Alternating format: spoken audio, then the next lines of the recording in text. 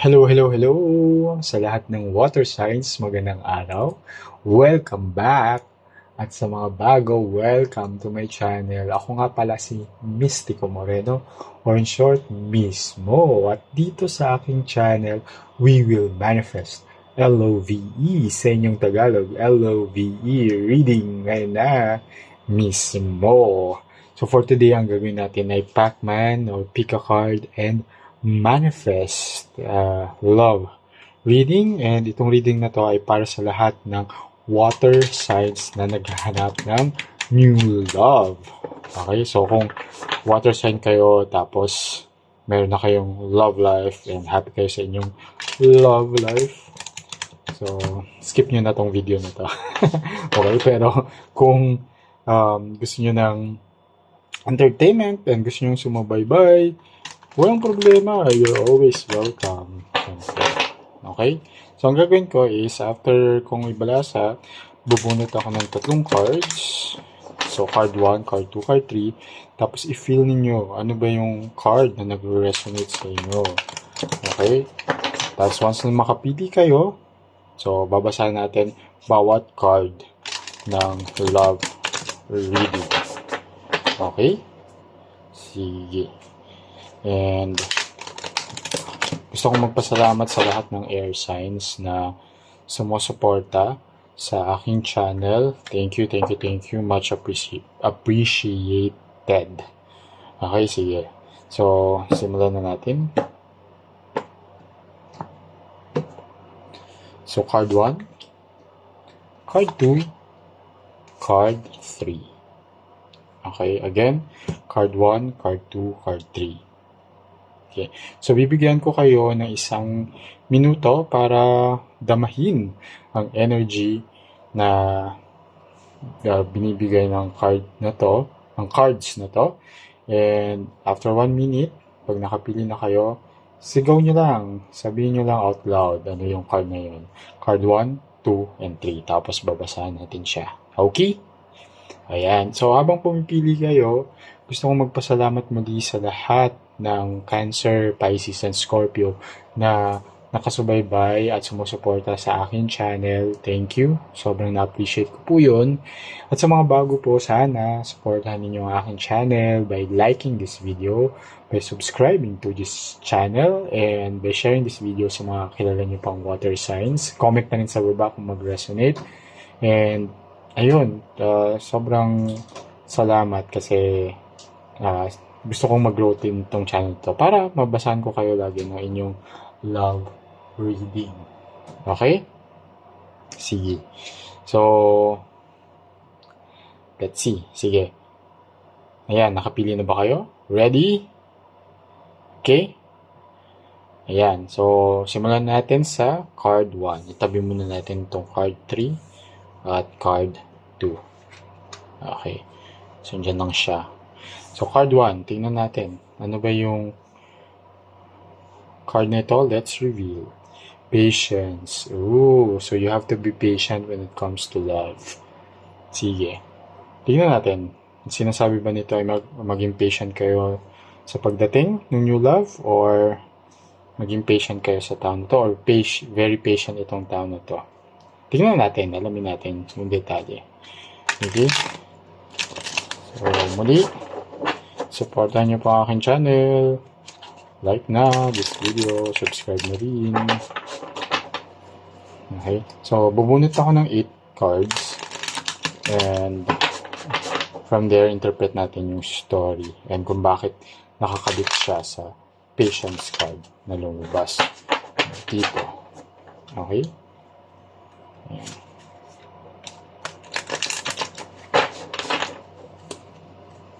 Alright.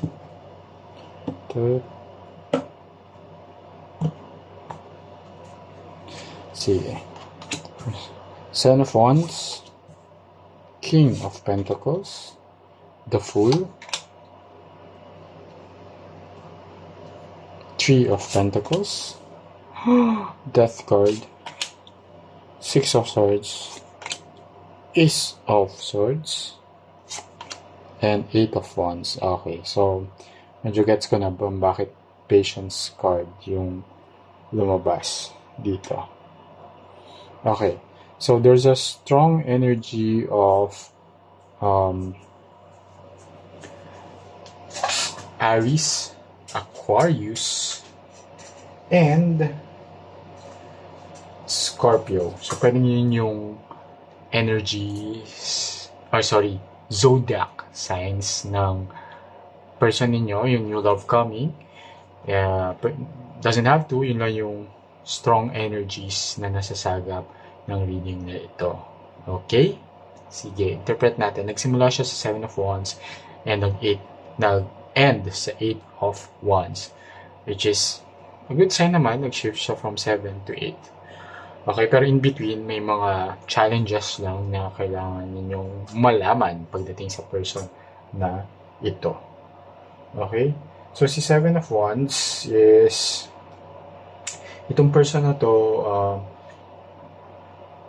may mga challenges siya in the past or na kailangan niyang i-resolve. Okay? Kailangan niya ma-overcome muna bago siya makapag-proceed sa inyo. Okay? And maybe that's the reason why patience yung card na lumabas. Just have to be patient dito sa tao na to. So, kapag dumating siya, meron siyang may mga parang excess baggages. Okay? Pero, as shown here naman sa King of Pentacles, that gag-actionan naman itong person na to yung mga kailangan niyang i-resolve na mga bagay-bagay sa personal life niya. Okay? Para hindi maapektuhan yung whatever love or relationship na gusto nyong simulan together. And as shown here naman din with the King of Pentacles, this person will show so much love, very abundant, yung i-express niya love. Okay? May mga, once na ma-resolve niya yung mga, or ma-overcome niya yung mga personal challenges niya, may express naman niya, mapapakita niya kung gaano niya kayo kagusto, kung gaano niya kayo kamahal. And it will lead to a new beginning between the two of you, as shown here by the Fool. So, once syempre ma-resolve na yung mga issues in life, nagkakaroon ng bagong simula kasi pwede na siya mag-move on to the next phase and pwede na siya mag-move towards you.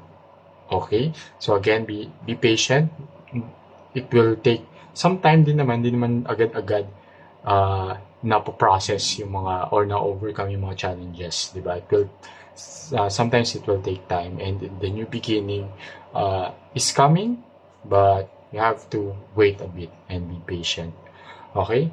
So, and shown here with the Three of Pentacles naman is this person will plan naman yung, alam mo yun, parang this person will plan things para sa future nyo together. Okay? And part of that plan niya is, yun nga, i-resolve yung mga kailangan niyang i-resolve in life. Okay? Kasi gusto niya din na pag nag-commit na siya sa inyo, okay, wala na siyang mga issues pa. Kasi it may affect yung magiging relationship ninyo. And here, this death card, for me, this is nothing negative. Okay? Actually, based nga dun sa storyline sa taas, this death card is a good sign because it is a card of letting go and it is a card of transformation. Okay? So, this person, ililet go na niya din talaga yung mga bagay-bagay na kailangan niya i-let go, yung mga issues, mga challenges niya in life, mga whatever conflict, internal man yan or external conflict, gagawin niya ng paraan, let it go na niya, and magkakaroon ng transformation. And dito, tingnan mo, as shown here by the Six of Swords, okay, it's the same energy. Six of Swords is leaving the bad or sad or negative things behind. Okay? And moving forward, moving on, magkakaroon na ng healing. Okay? So, kaya dito, sa death card, it's a card of transformation and rebirth. So, this person will shift from someone na punong-puno ng issues, challenges in the beginning, pero eventually mariresolve yun, and magkakaroon ng new beginning between the two of you. Kasi magkakaroon ng transformation, magkakaroon ng renewal, magkakaroon ng healing. Okay?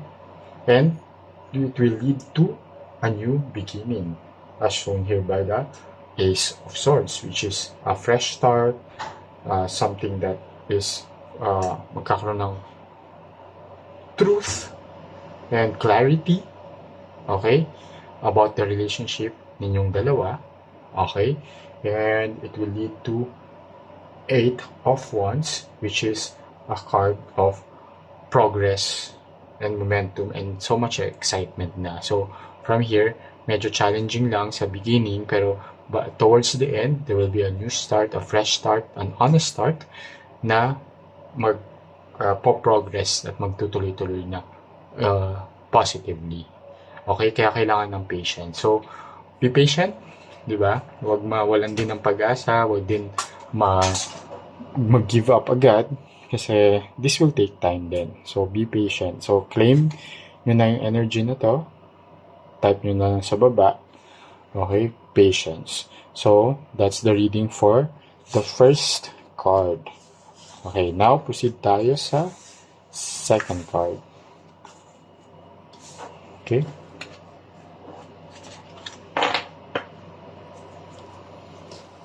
Sige. So, itabi muna natin si first card. Okay. Second card. Let's reveal passion. Okay, there will be so much passion pagdating sa relationship or sa new love coming. Okay? Pwedeng very passionate itong person na to. Pwedeng kayo din naman, you will feel so much passion, expressing love towards this person. Pero tingnan natin, ano ba ang ganap at detalye. So, muli, salamat sa lahat ng water signs na sumusuporta at sa mga bago. Supportan nyo na rin ko para mag-grow ang aking channel. Subscribe na, like this video, and share it sa ibang water signs para mabigyan din sila ng guidance at makapili din sila dito sa Pac-Man segment. Okay. One last. Okay, so bubunot ako ng 8 cards and interpret natin.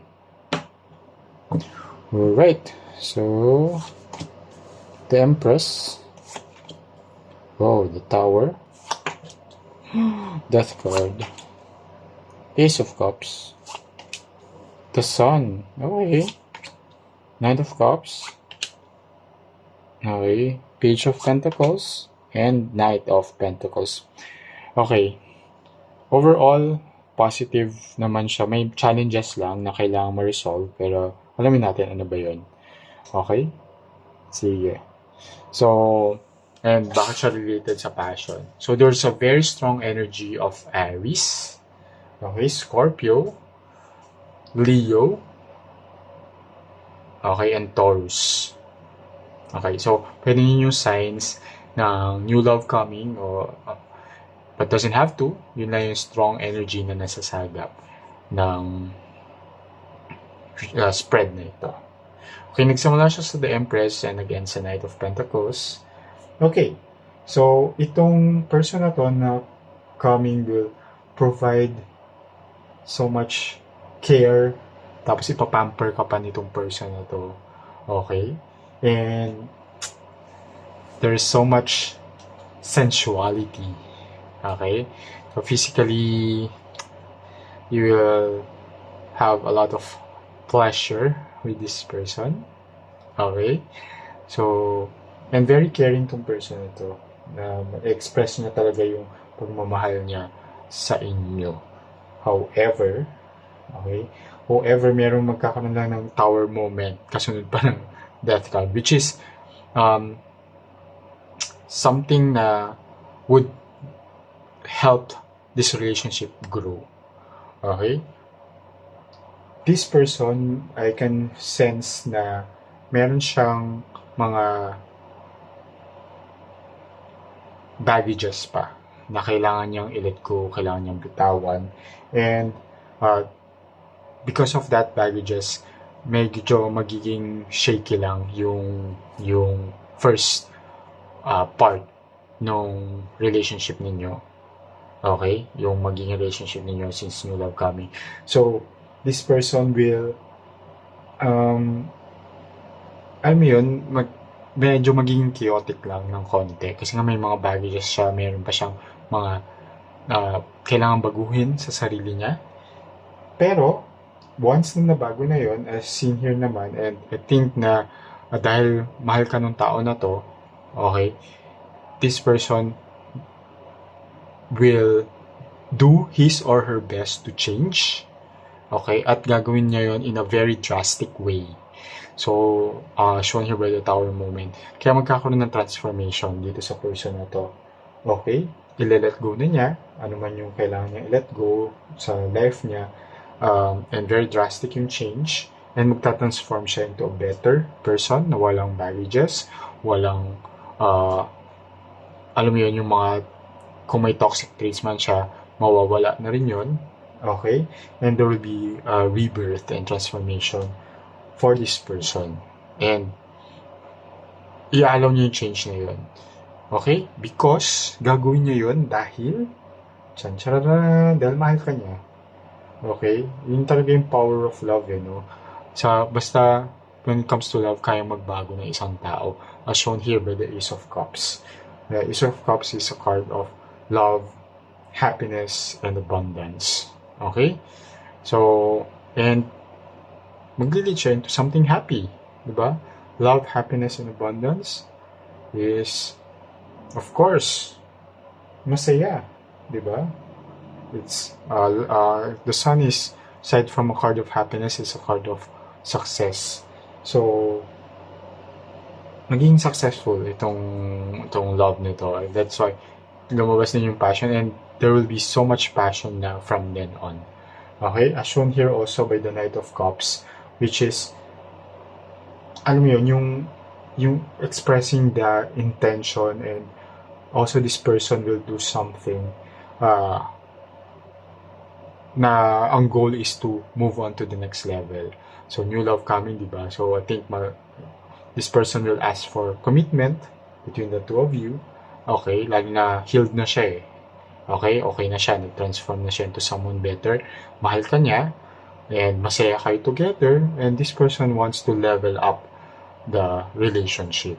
And dito sa Page of Pentacles, there will be a fresh start.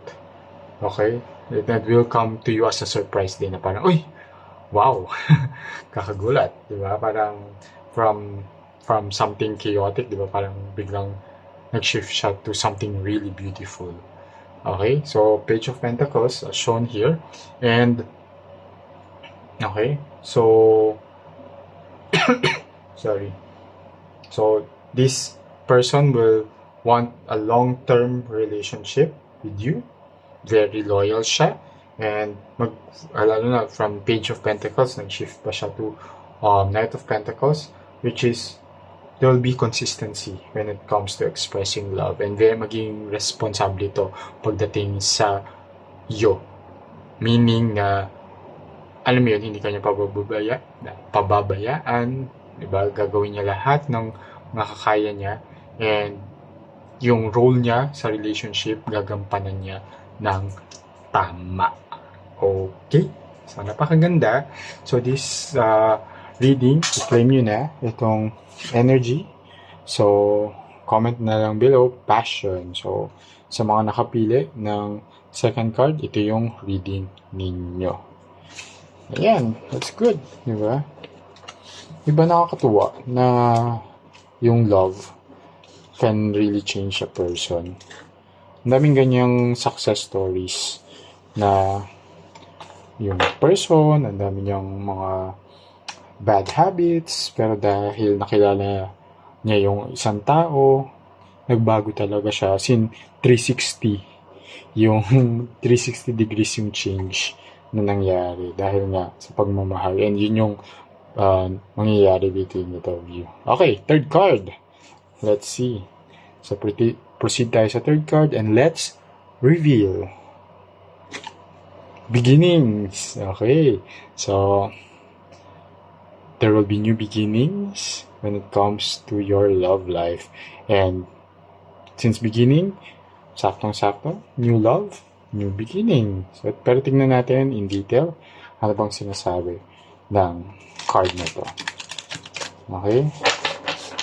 Muli, maraming salamat sa lahat ng Scorpio, Pisces, and Cancer na sumusuporta at sa lahat ng bagong nakasubaybay ngayon na Scorpio, Pisces, and Cancer. Please support my channel, subscribe na po kayo, like this video, and share nyo na rin sa mga water signs na kilala nyo. Comment na rin sa baba kung mag-resonate siya. Okay? Alright. So, pupunta ko ng 8 cards para alamin yung reading ninyo sa lahat ng pumili ng third card. 5 of Wands, the Empress, 7 of Pentacles, Strength card, 4 of Pentacles, 2 of Swords, the Hanged Woman, and the Fool. Okay. So, yun. Sakto. Oops. Sorry. Okay, new beginnings. Nag-start siya sa 5 of Wands. Nag-end siya sa the Fool, which is a card of new beginnings. Pero, sige, syempre interpret natin. Alamin natin yung storya. So, there's a very strong energy of Aries, Aquarius, Taurus, and Leo. So, pwedeng yun yung signs ng person na darating, yung new love coming, but doesn't have to, yun lang yung strong energy na nasasagap sa reading na ito. Okay. Sige, so nagsimula siya sa 5 of Wands at nag-end sa the Fool. So, okay. 5 of Wands. So, si 5 of Wands, okay, this person na darating is, at first, there will be parang pag na-meet mo siya, akala mo incompatible kayo. Okay? May mga qualities siya na parang hindi mo gusto. Or, not necessarily hindi mo gusto, pero parang hindi yun yung ideal person mo. Hindi yun yung taong ine-expect mo or hinahanap mo. Diba? Pero, okay, diba, yun nga, at first parang feeling mo incompatible kayo. Pero hindi. Actually, magandang story. Magkakaroon ng new or different perspective pagdating sa inyong dalawa. Or lalo na sa'yo. Parang, ay, okay naman pala siya. Parang ganon. Yung may ganong energy, may ganong vibe. Kasi, bakit okay nga siya? Lumabas si the Empress. And the Empress is a person na very loving, very caring. Ipapamper ka nitong tao na to. Okay? At magbibigay sa'yo ng kilig at saya. Lalo na very sensual tong tao na to. So, physically, you will be happy. Okay? So, gets na sa mga makakagets. Yan. So, si 7 of Pentacles, as shown here, okay, is that this person will, it will require time din naman for, hindi rin naman siya basta-basta, diba? Madidiscover mo siya paunti-unti. Hindi naman, diba, pag allow this person na magpakilala sa iyo and yung getting to know stage, tawag doon, seryosohin niyo siya. Okay, para makilala niyo yung isa't isa. And yun nga, parang yung, saka mo malalaman na parang, ay, compatible naman pala kayo. Kala mo lang hindi. Okay, so it will take time to know this person and use that getting to know stage para mas magkakilalanan pa kayo maigi at makita nyo yung compatibilities ninyong dalawa.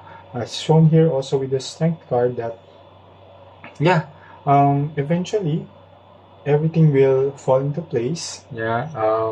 Just be brave enough to, um, alam mo yun, this person din is kind of brave enough din naman siya to open the book of his life to you. So, once na nabuksan na yon yung book na yon, mababasa mo na siya. At pag nabasa mo siya, makikita mo na, ay, compatible naman pala kayo. Okay? And pinapakita din naman dito sa Four of Pentacles that, yun nga, meron ano lang, may pagka-avoidant lang tong person na to. Okay, medyo ano lang siya, maging vulnerable. May fear lang siya na maging vulnerable. Baka in the beginning na mapapansin niyo yun, kaya parang sabi niya, ay, baka hindi kami compatible, may avoidant tendency siya, secure ako. Or baka in terms of attachment style, anxious kayo. Diba? Parang, ay, hindi kami compatible kasi may differences when it comes to our attachment styles. Diba? Pero, eventually makikita nyo na, ay, hindi, okay naman pala. Okay? Pero, yun nga. So, because of that, parang yung sa mga madidiscover ninyo, okay? And, as shown here by the Two of Swords, minsan mapapaisip kayo, pero you will take a risk. Okay? You will take a leap of faith. Okay? And itatry nyo pa rin naman, subukan. Lalo na nung nakilala nyo siya na, ay, okay naman pala siya. Ay, compatible naman pala kami. Kala ko hindi. Okay? But this decision, ito, dahil nga sa mga madidiscover ninyo, magkakaroon kayo ng moment to reflect and make a decision. As shown here by the Hangman, or Hangwoman, there's a uncertainty. Okay? Kaya medyo magkakaroon ng pause. Parang, teka muna. Kailangan kong pag-isipan to na maigi. On your part, tingnan ko muna. But then, dahil nga, gusto nyo and magte-take kayo na risk, you will take a leap of faith, there will be a new beginning. Okay?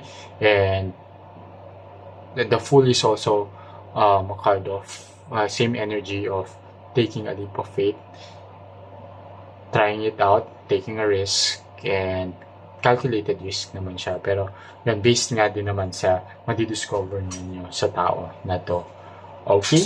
So, that's the energy na nasagap ko for this reading. So, claim nyo na ang energy of beginnings. So, comment nyo na lang below, lalo na sa mga nakapili at sa nag-resonate. So, claim the energy and of a new beginning, new love, new beginning. Okay?